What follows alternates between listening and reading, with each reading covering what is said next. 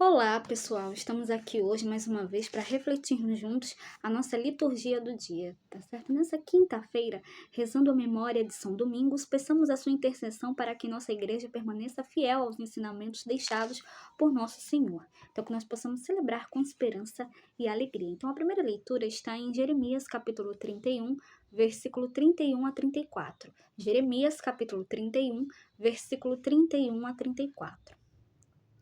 Eis que virão dias, diz o Senhor, em que concluirei com a casa de Israel e a casa de Judá uma nova aliança. Não como a aliança que fiz com seus pais, quando os tomei pela mão para retirá-los da terra do Egito, e que eles violaram, mas eu fiz valer a força sobre eles, diz o Senhor. Esta será a aliança que concluirei com a casa de Israel. Depois desses dias, diz o Senhor, que imprimirei minha lei em suas entranhas e hei de inscrevê-la em seu coração. Serei seu Deus e eles serão meu povo. Não será mais necessário ensinar seu próximo ou seu irmão dizendo: Conhece o Senhor. Todos me reconhecerão, do menor ao maior deles, diz o Senhor, pois perdoarei sua maldade e não mais lembrarei o seu pecado. Então, a primeira leitura dessa quinta-feira traz ao povo uma grande promessa, uma nova aliança, realizada na proximidade e intimidade com seu Deus. Essa mensagem de esperança supera até mesmo a feliz notícia do retorno à terra, pois apresenta a proximidade do tempo messiânico, tão aguardado por todos. Não importa mais o pecado do povo, mas a misericórdia e a salvação de seu Senhor. E agora, falando do Evangelho, hoje ele está em Mateus, capítulo 16, versículo 13 a 23. Mateus, capítulo 16, versículo 13 a 23.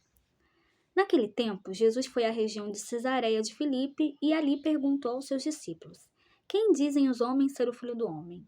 Eles responderam: Alguns dizem que é João Batista, outros que és Elias, outros ainda que és Jeremias ou algum dos profetas.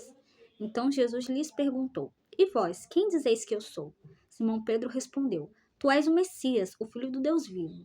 Respondendo Jesus lhe disse: Feliz és tu, Simão, filho de Jonas, porque não foi um ser humano que te revelou isso, mas o meu Pai que está no céu.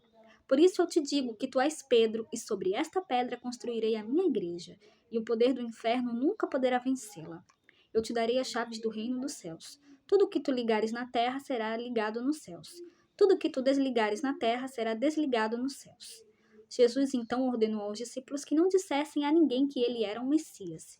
Jesus começou a mostrar aos seus discípulos que devia ir a Jerusalém e sofrer muito da parte dos anciãos, dos sumos sacerdotes e dos mestres da lei, que devia ser morto e ressuscitar no terceiro dia. Então Pedro tomou Jesus à parte e começou a repreendê-lo, dizendo: Deus não permita tal coisa, Senhor, que isto nunca te aconteça. Jesus, porém, voltou-se para Pedro e disse: Vai para longe, Satanás. Tu és para mim uma pedra de tropeço, porque não pensas as coisas de Deus, mas sim as coisas dos homens.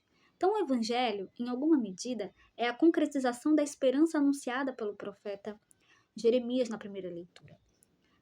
Deus foi fiel ao seu povo e cumpriu sua aliança, enviando o seu Filho unigênito para nos salvar. Nas palavras de Pedro está o centro da fé de toda a igreja e a prova cabal da fidelidade e da presença de nosso Deus em nosso meio.